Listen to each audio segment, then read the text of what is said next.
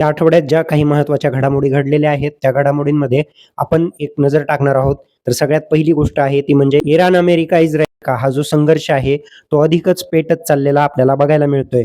तर या संघर्षामुळे आता या संघर्षाला जवळपास 14 दिवस पूर्ण होत आहेत आणि 14 दिवस पूर्ण होत असताना देखील आता इस्रायलने तेहरानमध्ये मोठ्या प्रमाणावर हवाई हल्ल्यांची नवी लाट सुरू केलेली पाहायला मिळते आहे. त्याच्या प्रत्युत्तर म्हणून दुसरीकडे इराणने इस्रायल आणि गल्फ देशांकडे ड्रोन व मिसाईल हल्ले देखील सुरूच ठेवलेले आहेत. या संघर्षात आतापर्यंत अमेरिकेचे 15 ते 20 सैनिक तब्बल थेट मृत्युमुखी पडलेले आहेत. अप्रत्यक्षरित्या भारतीय किमान 7 नागरिकांचा यात जीव गमावल्याची माहिती समोर येते आहे. या संघर्षानंतर मोजताबा खामेने यांनी पहिल्यांदाच इराणला संबोधित केले, परंतु त्यांचं संबोधन हे मीडियासमोर न येता त्यांनी गुप्तपणे संबोधन केलेले पाहायला मिळाले.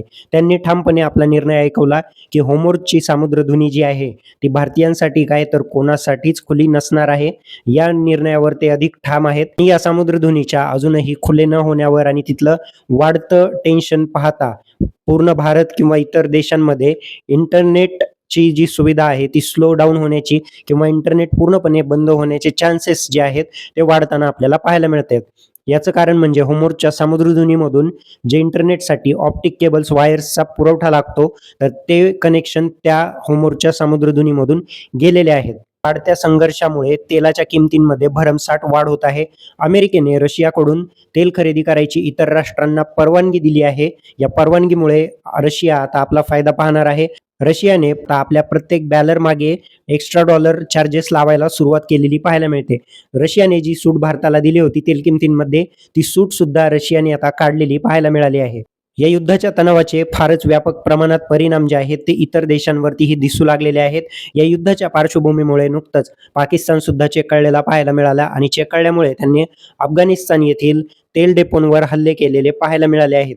या वाढत्या टेन्शनमुळे कुठेतरी नॉर्थ कोरिया पुन्हा एकदा युद्धात उतरू शकता अशी पार्श्वभूमी तयार होत असलेली पाहायला मिळाली आहे. कारण नॉर्थ कोरियाचा एक जे असेंब्ली होती त्याच्यावर इस्रायलकडून हल्ला करण्यात आला. या हल्ल्याची कडी निंदा नॉर्थ कोरियाचे किम जोंग यांनी केली आहे. त्याच पद्धतीने त्यांनी अमेरिका आणि इस्रायलला थ्रेटन करण्यासाठी त्यांचे जे वॉर होणार ते जपानसोबत होणार आणि जपानसोबत वॉर झाल्यामुळे अमेरिका आणि इस्रायल यांना मोठा फटका सहन करावा लागू शकतो. कारण जपानवर अमेरिका आणि इस्रायल भरपूर जास्त डिपेंडंट आहेत. या सर्व जागतिक युद्धाचा जो परिणाम आहे तो भारतावर प्रचंड प्रमाणात झालेला पाहायला मिळतोय. भारतात LPG गॅसचे सिलेंडरची सुविधा जी आहे त्यात कमतरता असलेली पाहायला मिळते आहे. कुठे साठवणूक चालू आहे, कुठे महागाई वाढवली गेली आहे, कुठे सिलेंडर उपलब्ध नसल्याच्या गोष्टी होत आहेत, तर कुठे बुकिंग केल्यानंतर 8 दिवस थांबा, 15 दिवस थांबा, 1 महिना थांबा यांसारख्या गोष्टी घडलेल्या समोर आलेल्या पाहायला मिळत आहेत. दुसरा महत्त्वाचा मुद्दा म्हणजे या LPG गॅस टंचाईच्या निर्णयामुळे IT सेक्टर जे आहे, तर भारतीय IT कंपन्यांनी वर्क फ्रॉम होम देण्याची एम्प्लॉईजना घोषणा नुकतंच करण्यात आलेली आहे. याचसोबत आणखी एक वाढतं तणाव असा आहे की जे IT सेक्टरमधले कॅन्टीन्स वगैरे जे आहेत ज्या कंपन्यांचे, तर त्यांनी आपल्या कॅन्टीनमधले मेनू कमी करण्याचा निर्णय घेतला आहे.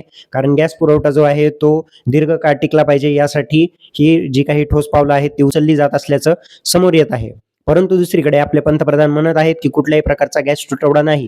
त्याचसोबत ते दुसरीकडे ट्विटरवर ट्विट करून म्हणतात की आपण लॉकडाऊन प्रमाणेच ही परिस्थिती हाताळू. मुळात लॉकडाऊनमध्ये त्यांना ही परिस्थिती हाताळता आली नव्हती.